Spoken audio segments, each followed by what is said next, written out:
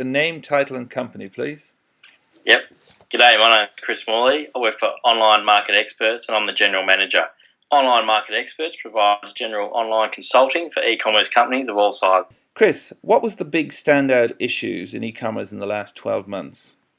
I think once again we saw double-digit growth in e-commerce here in Australia, but also in the UK and the US. And again, there was more of an acceptance by a lot of retailers about the way to present themselves on an omni-channel, which was another buzzword for the same thing as multi-channel.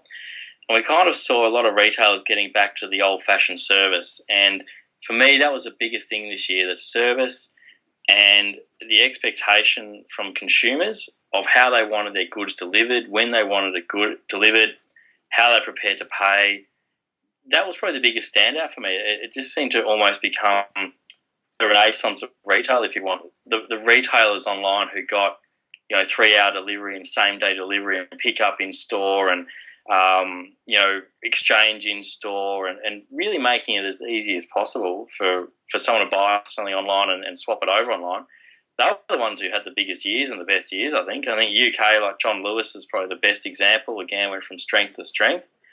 Here in Australia, we saw mostly the pure play guys setting the agenda. The likes of surfstitch.com.au and the Iconic. They set some huge waves here in Australia, the Iconic, replicating the ASOS model. And they're always trying to play catch-up, if you want, to the traditional retail model. Online can never replicate anything in store to a certain degree.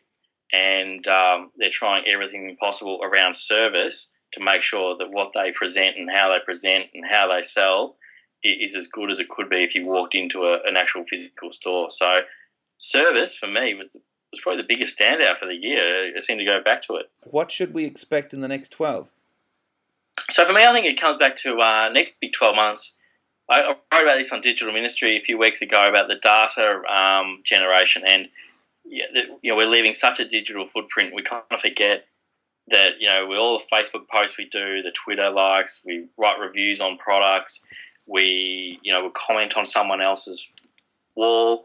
We're leaving this digital footprint, and the first retailer who can really get big data and understand all the information about Chris Morley, this is what he likes, this is how he shops, this is the way he buys, this is what his kids are called, these are his likes, this is his favourite sports team.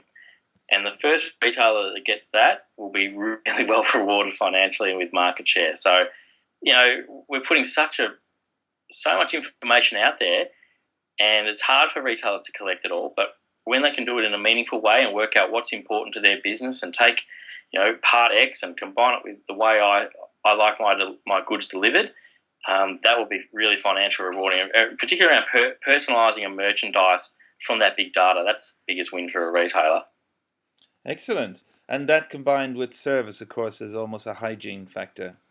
I think we've got to keep the service levels that we're getting to, carrying on from that 2012. We've got to maintain that service as an online seller, linking that service to the personalisation around the big data that we're collecting. The other big thing to watch in 2013 will be social. I mean, I'm not a big believer in ecommerce. In fact, I don't believe in it.